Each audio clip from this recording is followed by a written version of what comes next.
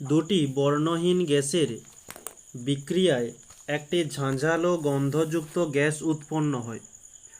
উৎপন্ন গ্যাসটি লঘু HCl এ সিক্ত কাঁচদণ্ডের সংস্পর্শে এলে সাদা ধোঁয়া সৃষ্টি করে।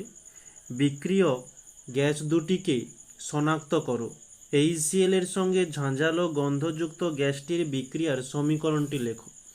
আচ্ছা, প্রথমত বলেছে বর্ণহীন গ্যাস প্লাস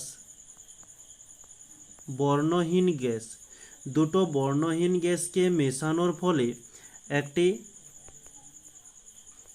ঝাঁঝালো গন্ধযুক্ত গ্যাস উৎপন্ন হয়।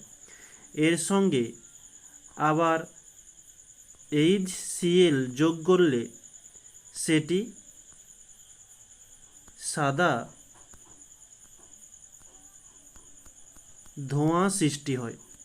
আচ্ছা, এখানে বর্ণহীন গ্যাস দুটি হয়ে যাবে N2O H2, এর বিক্রিয়ায় যে ঝাঁঝালো গ্যাসটি উৎপন্ন হয় NH3।